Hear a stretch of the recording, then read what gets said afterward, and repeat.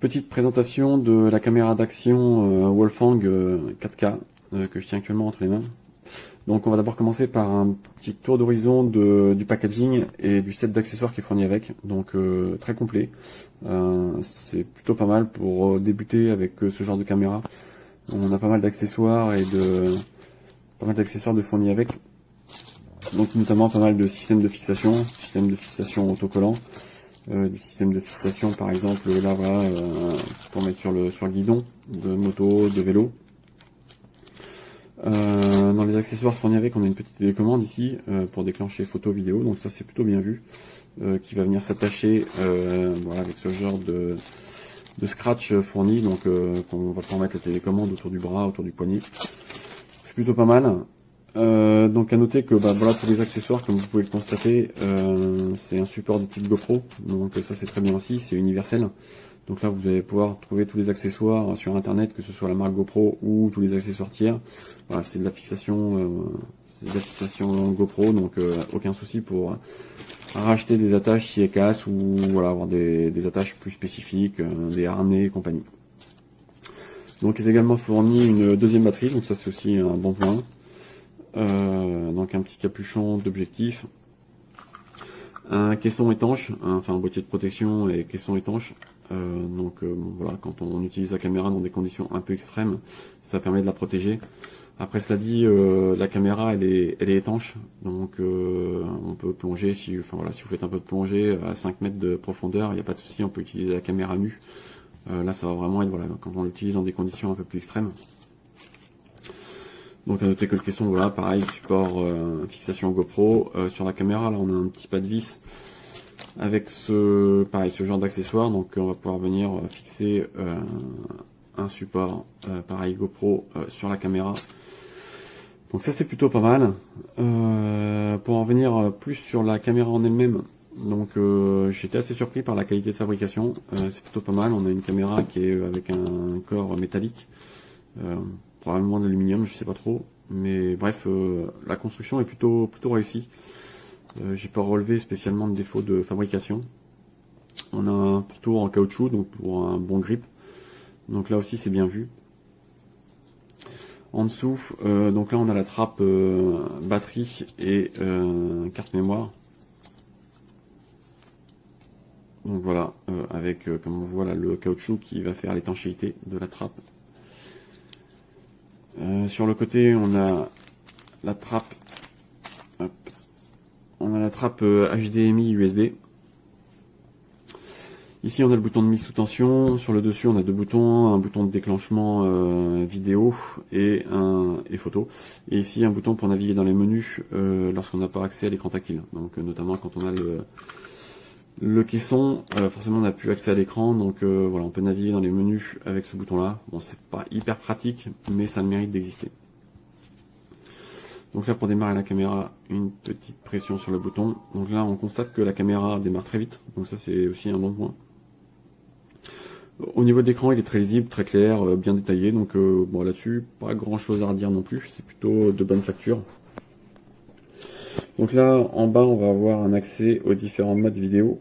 Donc voilà, comme on peut voir, vidéo en boucle, timelapse, slow motion, fast motion. Là j'ai cliqué sur timelapse sans faire exprès. Ok. Si je fais défiler sur le côté, on va avoir le mode photo. Donc pareil avec différents modes photo. Si j'appuie, donc en rafale, timelapse, set timer. Donc voilà. Et on va revenir sur le mode vidéo. La petite roue crantée va nous permettre d'accéder au paramétrage. Donc typiquement voilà, on a plusieurs, voilà, on a des paramétrages de résolution, sauf que hop.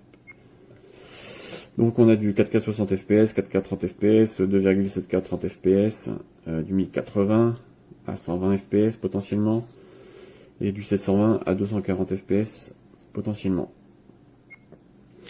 Donc voilà, on peut activer, désactiver le micro, régler l'exposition, mettre de la stabilisation d'image. Voilà, on a on a pas mal de quelques réglages sur la vidéo. Donc là, pareil, une interface plutôt intuitive, assez rapide. Donc là-dessus, c'est pas mal. Réduction du bruit du vent, par exemple, aussi. On a quelques réglages un petit peu plus généraux ici. Bref, donc voilà. La navigation se fait plutôt bien, donc pas mal de réglages malgré tout. En termes de rendu, voilà ce que ça donne à peu près. Bon, alors forcément, ça va pas forcément rendre au mieux parce que là, je filme sur mon écran.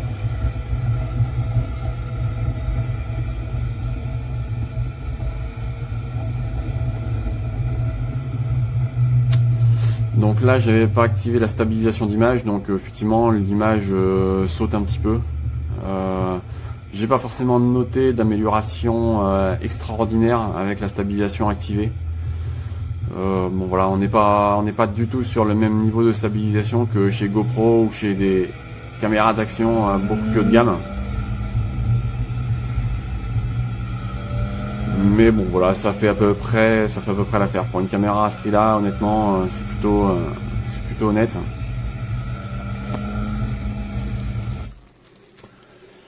Donc voilà. Après, donc dans ces petits défauts, moi voilà, j'aurais tendance à dire que bon, il n'y a pas des masses en fait.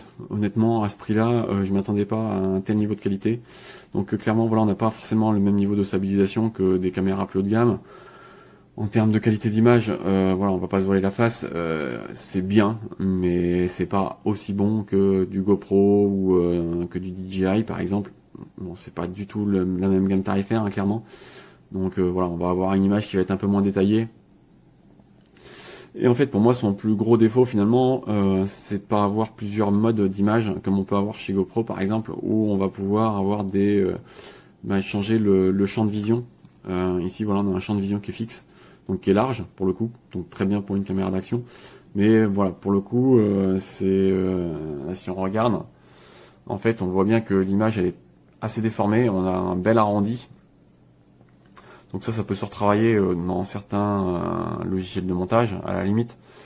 Mais voilà, si on voulait changer le champ de vision, avoir un champ de vision un peu moins large et du coup moins de déformation, c'est un réglage qu'on n'a pas du tout sur la caméra. Donc peut-être via des futures mises à jour, je sais pas. Mais voilà, très clairement, ça c'est un des gros points qui me manque, de pouvoir sélectionner mon format d'image.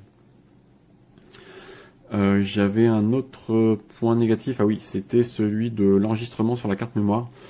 Au bout de 3 gigas, ça split les vidéos. C'est-à-dire que bon voilà, si vous filmez 10 minutes, là en l'occurrence j'ai filmé 10 minutes en moto, et en fait ça m'a sorti 2 vidéos. Parce que voilà, la vidéo en tout faisait 10 gigas, donc enfin 8 gigas, donc en fait il a coupé la vidéo en deux vidéos de 4 gigas. Ce qui est étonnant parce que du coup on est en UXFAT et pas en FAT32, donc je vois pas où est la limitation. Mais bref, donc ça peut être un peu gênant parce que voilà, quand vous faites une longue vidéo, vous n'avez pas spécialement envie de vous retrouver avec 4 ou 5 vidéos enregistrées sur la carte mémoire et devoir repasser par un logiciel de montage pour du coup refusionner les vidéos. Donc ça, je trouve ça un petit peu dommage aussi. Mais voilà, bon, dans l'ensemble, une caméra très très correcte, franchement. Donc bon, voilà, quand on n'a pas les moyens de s'acheter une caméra plus haut de gamme, je pense que c'est finalement malgré tout un très bon choix. Voilà. Salut, je voulais faire un petit commentaire par rapport à ce produit-là que j'ai acheté sur Amazon, donc de la marque Wolfgang. Donc c'est une petite caméra qui filme en 4K 60 fps. Et du coup, je me suis dit, je vais faire une petite vidéo pour présenter un peu le truc. Pour ceux qui s'intéressent, moi, ce qui m'intéresse dans cette caméra, c'est que elle est étanche et du coup, je vais m'en servir pour un usage moto, pour faire une dashcam, pour filmer les balades et tout ça. Et vraiment, ce qui m'a vraiment poussé à la prendre, c'est qu'en fait, il n'y a pas besoin d'utiliser forcément le caisson qui est avec pour utiliser la caméra. Parce qu'elle peut se fixer directement à l'aide de ça, donc sur son support, et que cette caméra est étanche comme ça à 8 mètres. Donc c'est largement suffisant pour les projections de pluie ou même voilà. Donc si jamais balade sous la pluie, tout ça, c'est pas gênant. Et on n'est pas obligé d'utiliser ce caisson-là, bien que ce caisson-là est plus pour, on va dire, la plongée, tout ça, c'est étanche à 40 mètres. C'est ce qui est cool aussi, c'est qu'il y a quand même pas mal d'accessoires. Voilà, des petits accessoires de fixation, une petite télécommande pour filmer, prendre des photos. Voilà, donc qui vient avec les scratchs qui sont là, donc des pads autocollants. Voilà, d'autres là. Voilà, plus du double face. Une notice qui est en français, donc ça c'est plutôt cool. Voilà. Et du coup la caméra fonctionne aussi avec le Wi-Fi, donc avec une petite application qu'on peut installer sur le téléphone pour avoir directement les paramètres, les photos, les vidéos directement sur son téléphone. Donc la caméra filme en 4K 60 fps. Bien sûr, il y a beaucoup de paramètres qu'on peut avoir, donc différentes résolutions. Qu'est-ce qu'on a d'autre? L'enregistrement vocal, pas mal de choses, comme la stabilisation d'image aussi, qui est importante, on va dire. Qu'est-ce qu'il y a d'autre qui est intéressant aussi à souligner? Réduction de bruit du vent, donc ça c'est cool. Qu'est-ce qu'il y a d'autre? Pas mal de paramètres, hein, tout simplement. Donc ça, des effets d'image. Ça c'est pas trop mal. Qu'est-ce qu'on a d'autre? Un bouton mode, plus, qui fait office de bouton menu aussi, bon, pour passer de photo à vidéo, et quand on appuie dessus, on passe directement sur des raccourcis de paramètres. Voilà, qu'on a aussi en bas. Ensuite, le tactile et ce petit écran, bon, franchement c'est très bien, le tactile est cool, et l'écran, la résolution de l'écran est très satisfaisante. Voilà. Donc avec des raccourcis, mettons, pour les photos, tout ça. Donc là, mettons, si je prends une photo, je vais poser ça comme ça. Allez, la petite télécommande, voilà. Donc si, mettons, j'ai envie de prendre une photo, on va sortir de là, voilà. Petite télécommande, photo, mode photo, je rappuie une fois, voilà. Si je veux filmer, j'appuie sur le mode de filmer, et puis ça passe directement en film. Donc c'est plutôt rapide, c'est vachement réactif, et si je veux arrêter, hop, c'est très très rapide, et franchement c'est plutôt cool. Et puis on peut voir voilà, les fichiers qui sont dedans.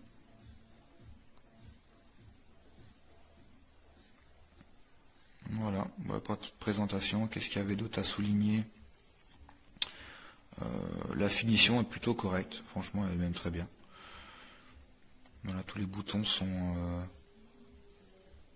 dans une espèce de ruban plastique tout autour, qui est très bien fait, hein, je sais pas comment expliquer ça, mais c'est un genre de plastique antidérapant.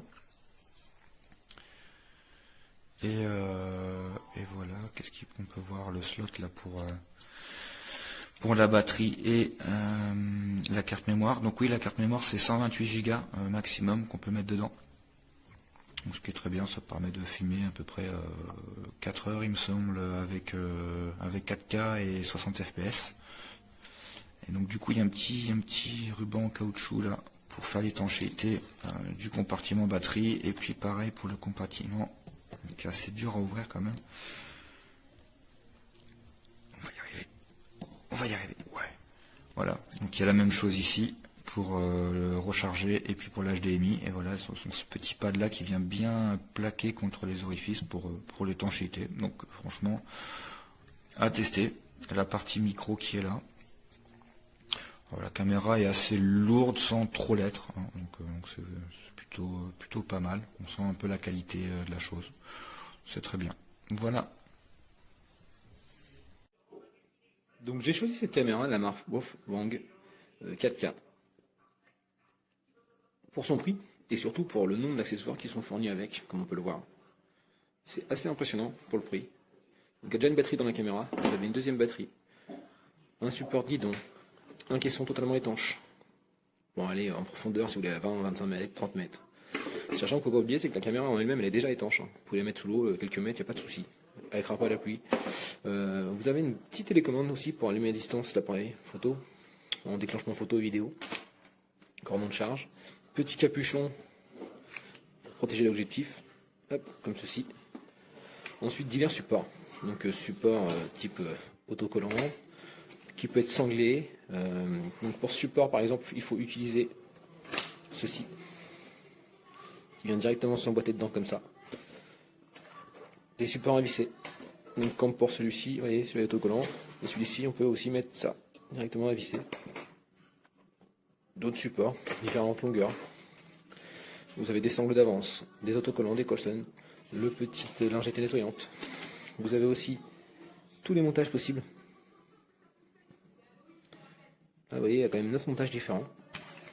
Et de l'autre côté, vous avez quand même la liste des accessoires fournis, qui est assez impressionnante pour le prix. Je veux dire, pour le prix, on a un produit franchement qui est extrêmement complet. Manuel en français, qui est plutôt pas mal. Bien explicatif. Et ensuite, une belle caméra franchement qui est qualitative. Vous voyez. Donc ici, le bouton M, c'est pour accéder au menu quand elle est dans son caisson. Parce que quand elle est dans le caisson, vous avez les boutons ici. Donc là, menu, démarrage vidéo, photo et allumage sur le côté. Donc quand elle est dans son caisson, hop, on voit mal.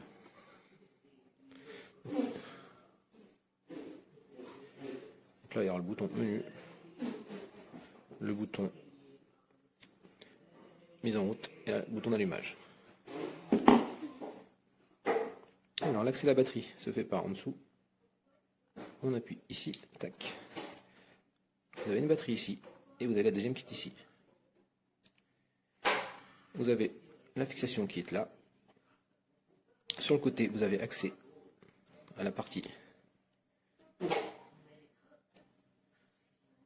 USB.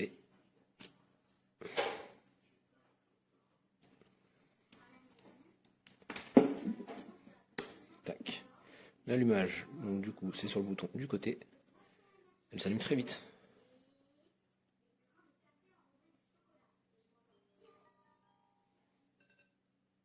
Donc là, la carte, je l'ai supprimée. Vous avez le mode vidéo. Quand on coulisse comme ça, le mode photo. En vidéo, vous avez tous les paramètres différents. Résolution, enregistrement vocal, exposition, fréquence de puissance, les sons, balance des blancs, les effets, la calibration, distorsion, mode de plongée. Donc là, on a 60 Hz.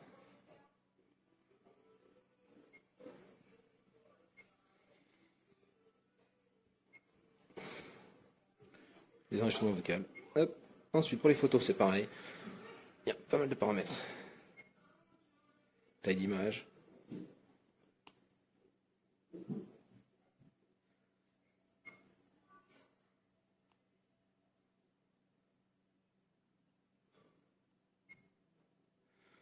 Donc là, je filme la caméra, donc c'est pas terrible.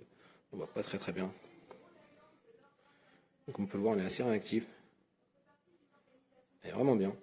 La finition est au top. Franchement, pour le prix, je ne peux que recommander. En plus, elle est compatible avec tous les accessoires GoPro. Parce que c'est universel. Donc si vous demandez des accessoires que vous ne trouvez pas, hop, vous pouvez commander un accessoire GoPro, ça ira dessus. Elle est vraiment au top. Ça, c'est un produit, franchement, que je vais pouvoir utiliser bientôt au ski. J'ai qu'une hâte, c'est d'être au ski, la mettre sur mon casque et faire les pistes avec ça. Ça va être super, ça me fera des bons souvenirs, de belles vidéos. Franchement, il n'y a rien à dire. Donc c'est un produit, niveau par qualité-prix, je ne peux que le recommander. Elle n'a rien à envier aux grandes caméras de grandes marques. Celui qui commence, du coup, pour avoir un prix raisonnable, il a vraiment un pack complet. Donc je ne peux que recommander ce produit et je lui mets la note de 5 étoiles.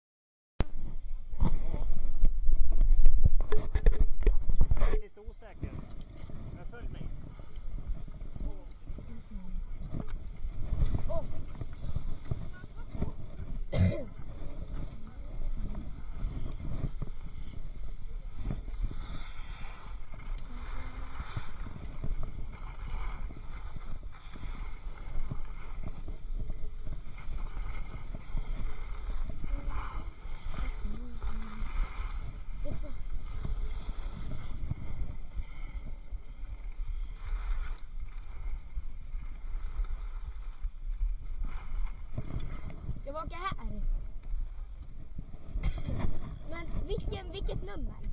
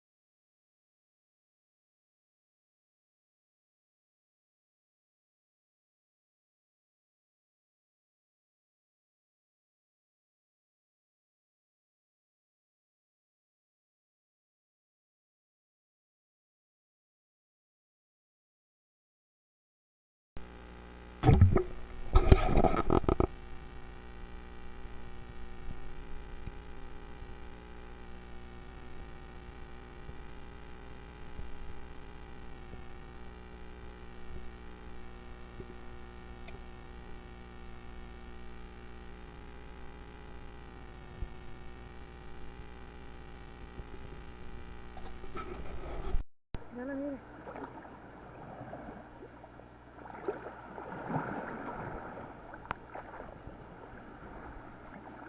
Mira la niña.